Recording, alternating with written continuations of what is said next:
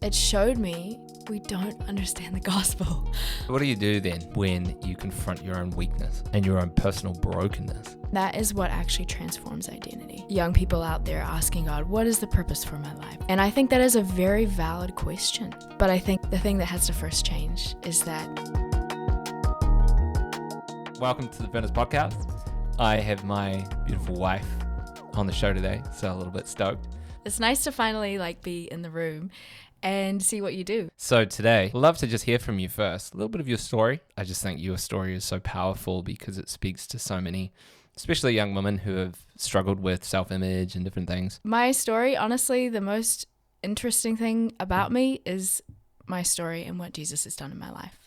I grew up actually in a Christian home, actually as a missionary kid in West Papua. MK.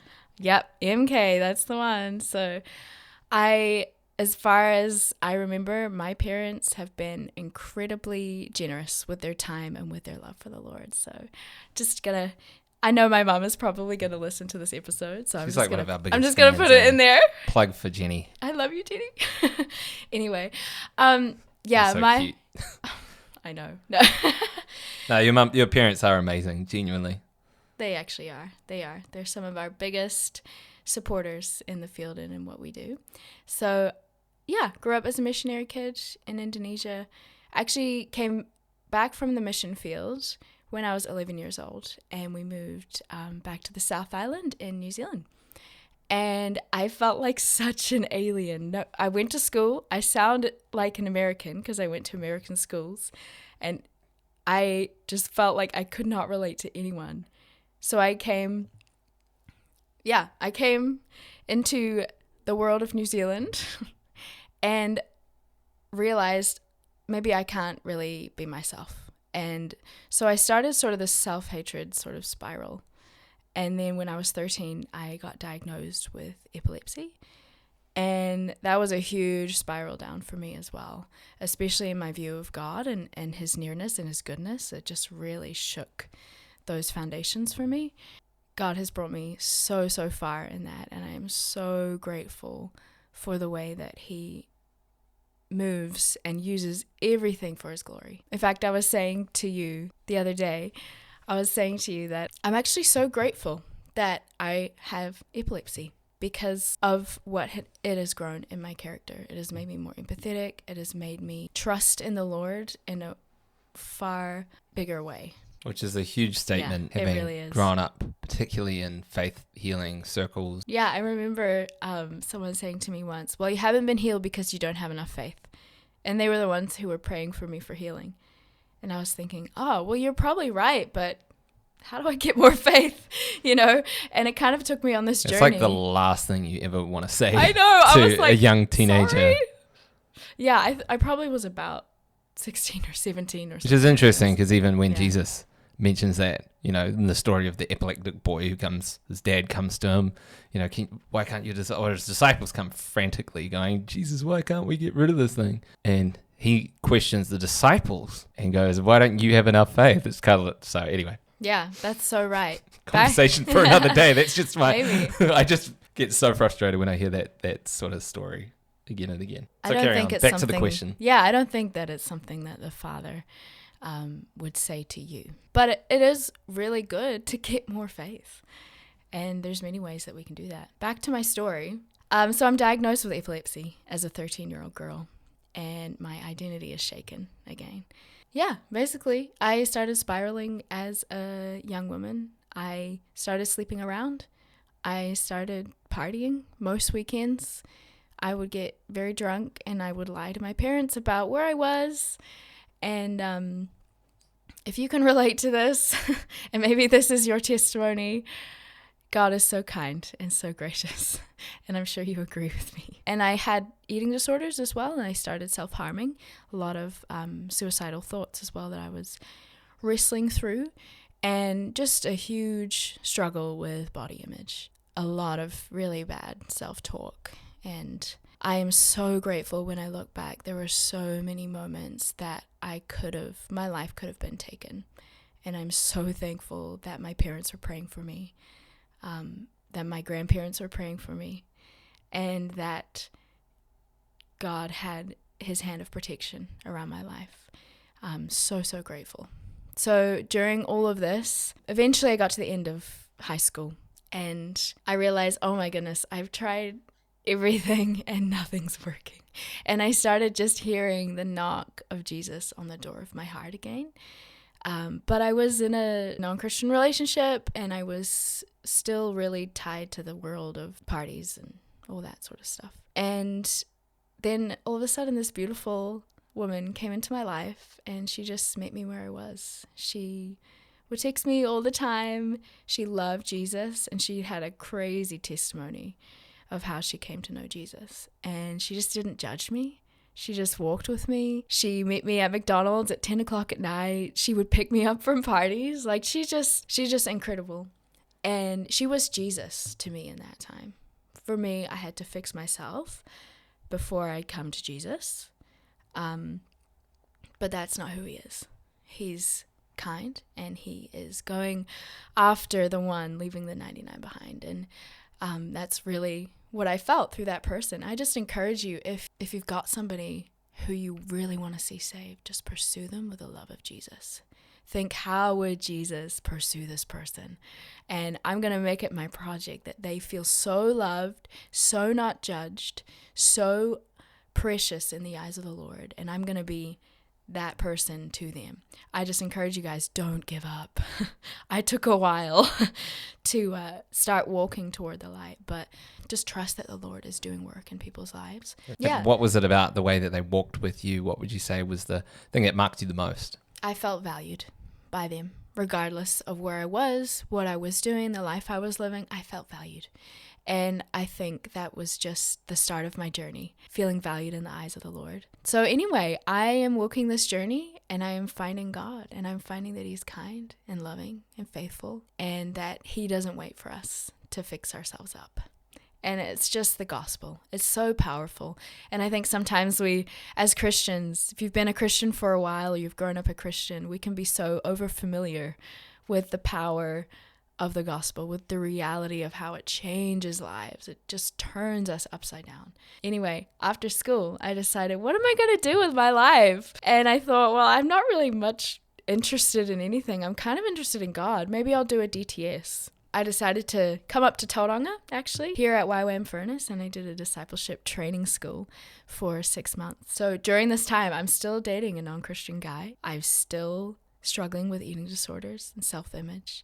I still am walking in with a face caked with makeup, trying to hide who I am because I really still don't like myself. I knew Jesus loved me, but I didn't realize that he actually liked me. What's the difference between knowing that Jesus loves you and that he likes you? I feel like that's a simple question, but sometimes we can mix the two.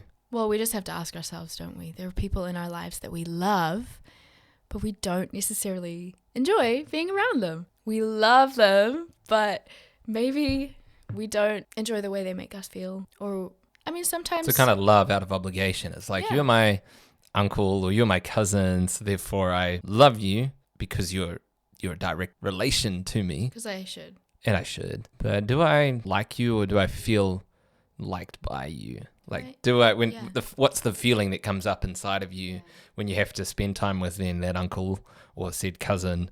Is it excitement? Is it enjoyment? Or is it, oh gosh, I'm dreading my day with them? Yeah, the sad thing is a lot of us, we grow up with parents who are imperfect, and a lot of our lives as children, we end up feeling like a burden to our parents.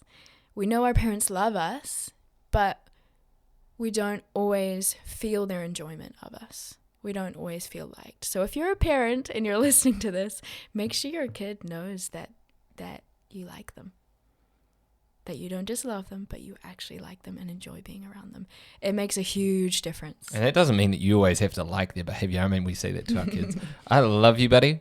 I really enjoy you, but I'm not enjoying this behavior, and distinguishing, hey, and do you think that the Father is like that with us? God is a Father. Oh, yeah. But he does enjoy us, and he sees past our behaviors. He sees past our actions. And he's so kind. He sees who we really are, and it's so important to see that in everyone in our lives, to see the person behind the behavior that is frustrating you. So talk through getting set free from self-hatred and negative self-image. Because I think that's such a big conversation right now for both girls and guys. Like, I didn't realize, I only just recently heard about this whole looks maxing thing going on in young men, where they're having to live up to this particular image, like the idea of mewing. I don't even know what mewing was. This is me getting schooled. Getting this pretty picture, this Instagram-worthy face, but on the inside hating who you really are. So how did that come about for you, getting set free from that? Not saying that you were into mewing and looks maxing. Maybe you were. No, I think it is so... I thought it was hard when I was a teenager, but it is so much worse nowadays. It is so much more intense. There's such an attack of the enemy on this generation to say that you're not good enough. You don't look good enough. You're not attractive enough. Nobody's going to like you. It's just heightened by social media, really. So hard. But for me, it was week 2 in my DTS. I remember it so clearly.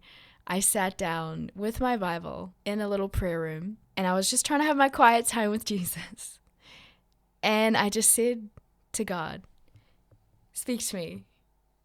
And I did the whole Bible roulette thing, which I know you're not really supposed to do because it can be really taken out of context. Judas hung himself. Oh, not that one.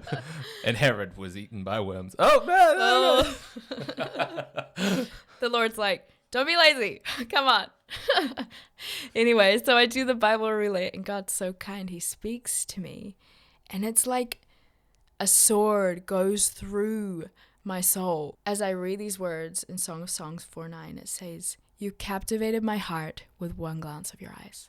I just read that and it just jumps out of the page at me. And I just break down and I'm weeping and I'm crying. It's not an altar call moment. Nobody prayed for me. Nobody called me out and said, I have this word over you. It was just me and Jesus alone. Me, kind of tired, kind of sleepy because it was early in the morning. So ordinary. But God spoke to my spirit and broke off self-hatred from my heart. That same week, I broke up with my non-Christian boyfriend. I took all of my makeup and I threw it in the fire, and I was healed of eating disorders. So I never struggled with it again. And I was healed of that self-hatred. And oh my goodness, I felt so free. No longer was I living to be liked by other people, but I realized that Jesus likes me so much. He likes me. Oh my goodness. I knew you loved me, God, but now I know you like me. And when you know that you're liked by somebody, you want to be around them. If you think that somebody doesn't really like you, you don't really want to hang out with them. You don't really want to be around them. Honestly, if I can say anything, if you're struggling with self-hatred and you're listening to this, I'm just going to ask that God will give you fresh revelation of his delight over you, of his love for you that goes much further than just loving you because he has to, because he's God, but loving you and seeing you as an individual person and liking what you bring and liking the sound of your voice when you speak to him and liking spending time with you.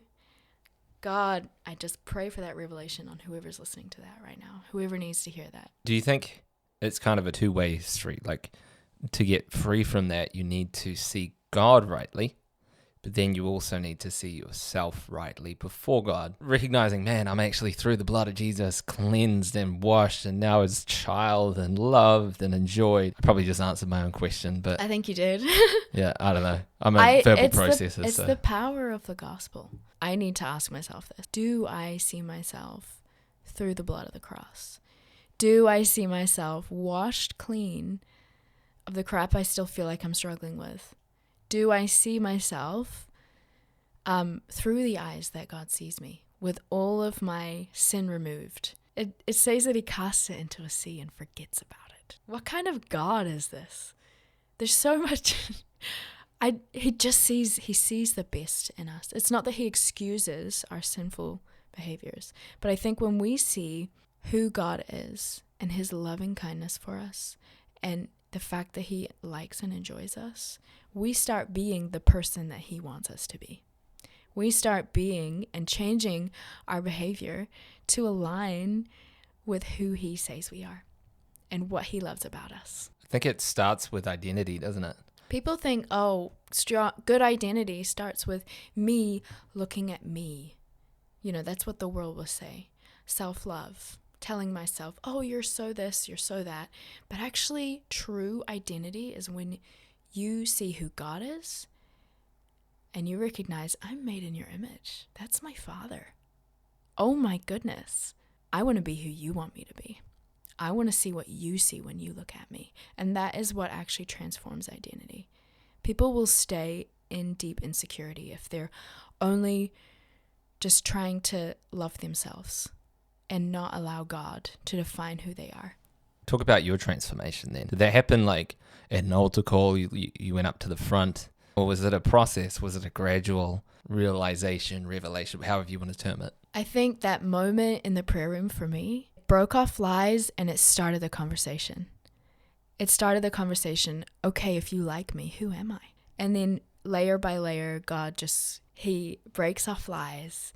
I'm not saying I'm there, like I'm fully still breaking off the layers of false identity. It's just layer by layer. So it's a process. It really is. It always is. It's sanctification. Yeah, I mean, that's just a fancy way of saying, like, you think of butterflies, caterpillars turning into a butterfly, metamorphosis. It's a transforming process, which is, I mean, so rooted in psychology that in order to get free of something, you have to identify the issue. I remember someone talking about it like face, trace, replace. You got to face the problem. Okay, I got this issue of sin going on, prolific liar or whatever, or pornography or self-hatred. Face it, confront it. It's an issue. Call it what it is. It's sin. Then you trace it. Where does that come from? What was the hook? What was the place that got access into my life? And it might be, if it's self-hatred, it might be the way that your parents spoke to you as a kid, or bullying in high school, or whatever it is, or social media, and then replacing, okay, what does God say about this? Which is really biblically, it's Romans 12:1, isn't it? Be transformed by the renewing of your mind. It's that process. Love hearing that. I think that's just so encouraging.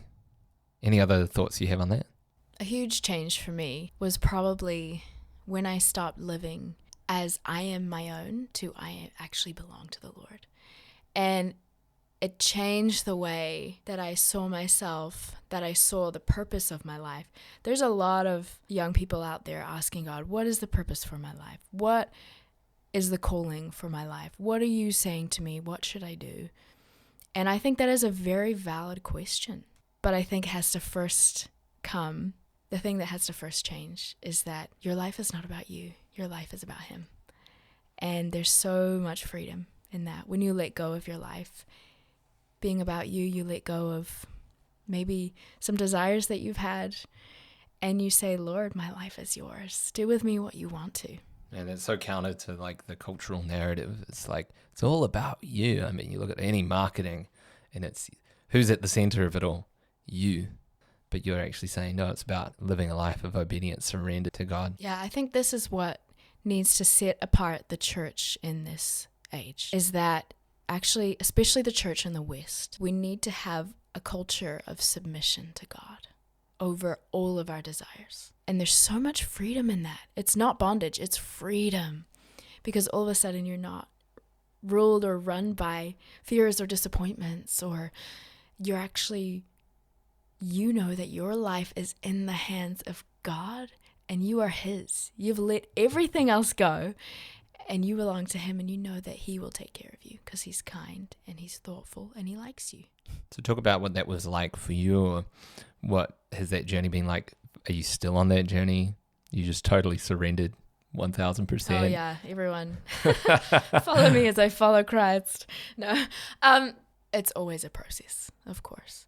But when you've decided that that's what you want, that's the kind of life you want to live, you just continue to realign with it. And the Lord shows you where you're out of line with it, and you just continue to realign with it. And that is the Christian walk, really. And you are someone who I am constantly challenged by, convicted by, just watching your life and the way that you do genuinely live surrendered. You're always challenging me in the best of ways. Have you surrendered that to God? Have you surrendered those desires or those dreams? And it's not that you're saying like God doesn't want you to have those dreams or those desires. What does Jesus say? Seek first the kingdom and its righteousness, and all these things shall be added to you.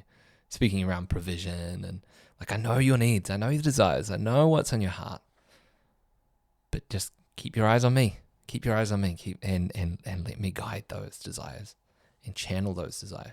Again, it comes back to how we view him. If we view him as kind of an angry God, as a God who's just looking down like with a frown on his face, he's kind of low-key mad. And when we walk in the room, he's like, oh, it's you again. Why would you entrust your life into someone who you don't think likes you? You can't. It's not sustainable in this Christian walk.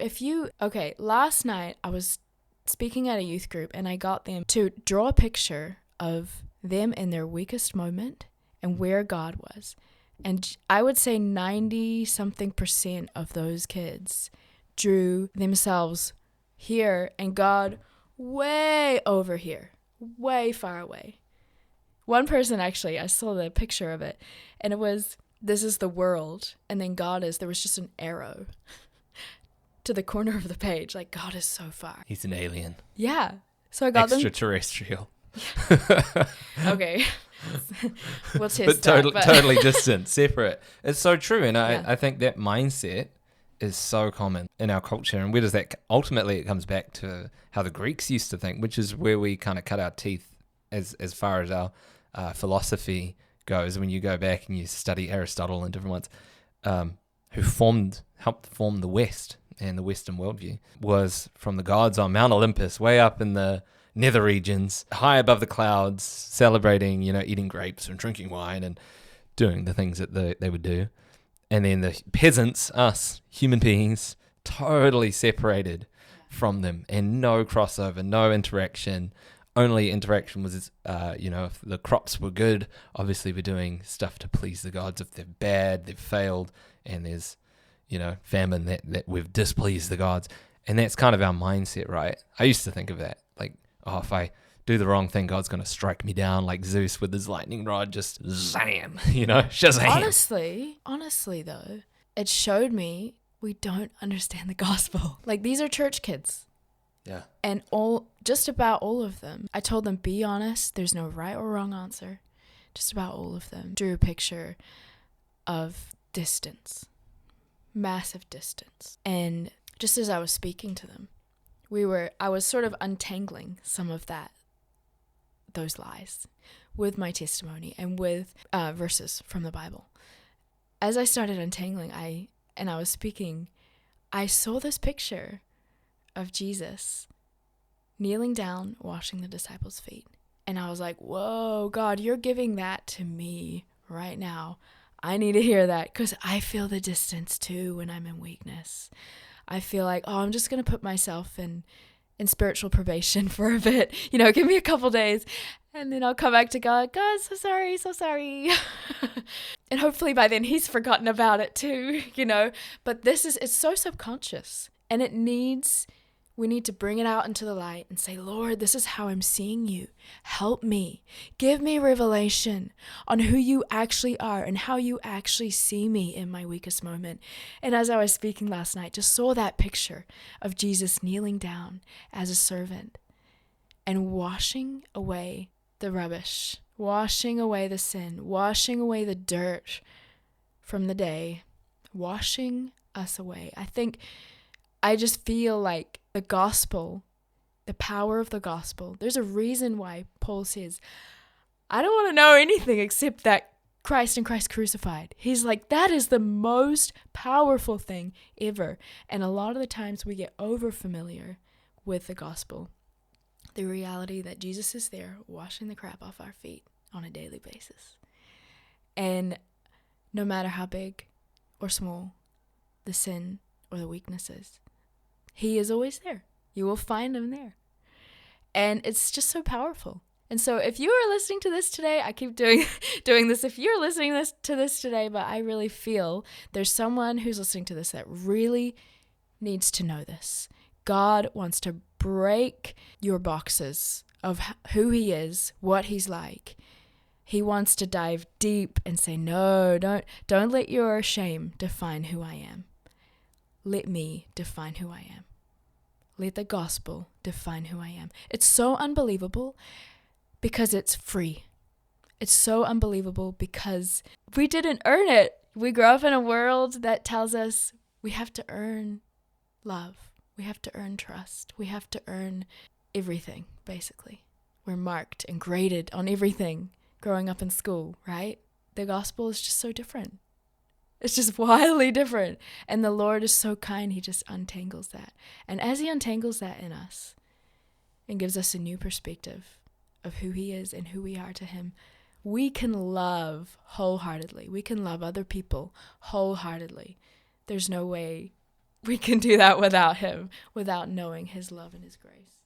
So what do you do then when you confront your own weakness, when you fail, and you come face to face with your weakness and your own personal brokenness? What do you do? I think you should answer that.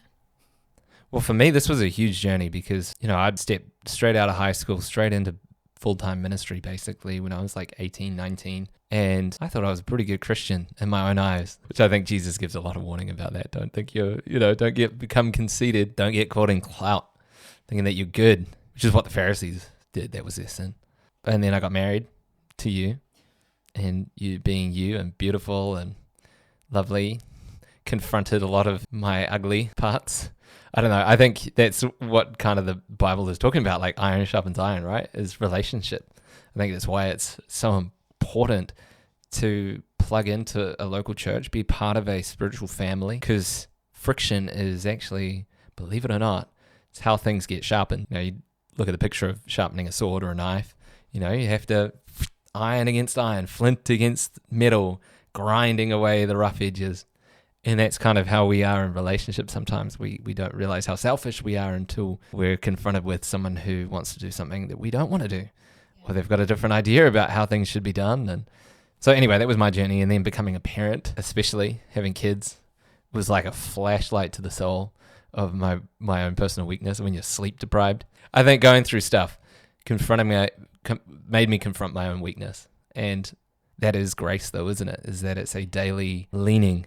I love in Song of Songs, is it Song of Songs 8, where it says, who is this coming out of the wilderness, leaning on her beloved? Like a picture of the church coming out of hard seasons. Yeah, that verse kind of reminds me of when Jacob wrestles with God. And he comes out with an injury and he's limping. And God changes his name to Israel, he who wrestles with God. So interesting. But even that's a beautiful story. Sorry to cut you off. That God changed his name. I think that's something we can learn from that story, is that it's okay to wrestle with your faith. It's okay to wrestle with God in the seasons of your weakness. You didn't answer my question though, or your own question, which was, what do you do in those weak moments? That's why I asked it to you, because I think you've got a way better answer. Well, you started answering it. I guess I just wanted to share my story, that it's so real. We all have to face our weakness at some point or another. And in those moments, you have the choice. Do I run from it, try and cover it up and distract myself? So many people, they're running from their sin and they busy themselves out, even in ministry. Just take on another ministry, or I'll take on this or that. And all they're trying to, without realizing, they're just escaping. Well, it comes back to the Garden of Eden, where Adam and Eve saw their nakedness. They saw that they saw their weakness. They saw that they had sinned, and they made clothes out of fig leaves, which we all know fig leaves dry up and crumple away. There's nothing lasting there that would cover them up in a sustainable way. And yeah, it's just really interesting that that is such a good picture for what we like to do. If we're feeling insecure in our sin and in our weakness, we like to make the outside look great and cover it up with things that only fade away. If you can be really honest with yourself, what are your fig leaves? I want to ask you, if you're listening to that, what are your fig leaves today? Maybe you can ask the Lord, Lord, what am I trying to hide behind? What am I trying to bolster up my weakness? Or I know for me, like if I can't leave the house without putting makeup on, I need to work on my inside and on my security in God, because I'm trying to find security in other things and in the outside appearance. It's so important to be self-aware in that, and just to allow the Lord to give you that security, to cover you. The interesting thing about that story as well is that God slaughters an animal and he makes clothes for them to cover them. And it's just such a beautiful prophetic picture of God slaughtering his own son and covering us with the robes of righteousness, and allowing the Lord to clothe us and to not be clothed with our own righteousness, to not hide behind things that aren't his righteousness. The reality is the best part and the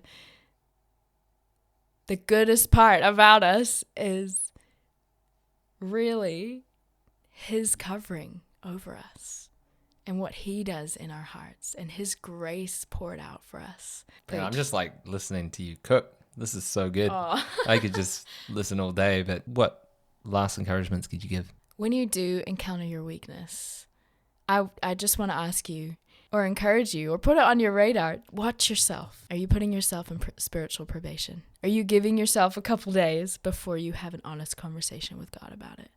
The sooner you can bring it to the Lord, the better. We talk about intimacy with God. True intimacy is being naked and unashamed before the Lord. Intimacy with God is not how many hours I spend in prayer, how well I know my Bible, how much time I spend worshiping or listening to teaching from the Word. Intimacy with God is, Lord, I want you to know me. I want to know you, but I want you to know me. David says, search me, every part of me. Search and know me, every part of me. So I want to encourage you, as soon as you hit a weak moment where you feel the conviction of the Holy Spirit, just go and just talk to him about it. Lord, I know you like me. This isn't who I am. I love you. I'm sorry. And just feel him washing your feet. Thank you so much, Kate, for just sharing your heart and a bit of your story. So welcome. It's been so encouraging. And if you are listening and you're encouraged, go back and listen to those questions asked. And I encourage you to take seriously that encouragement, like to just ask God, where are you in my mind's view at the moment? Are you close? Are you far away? And what was the other question you asked at the end? What are your fig leaves? What do you hide behind when you're feeling insecure in the eyes of the Lord? Powerful challenge. Be encouraged. Don't forget to subscribe if you haven't already, and share this video around. Send it to someone today who you can think of who would be a beneficiary of this conversation. Till next time, bless you guys. Ka kite.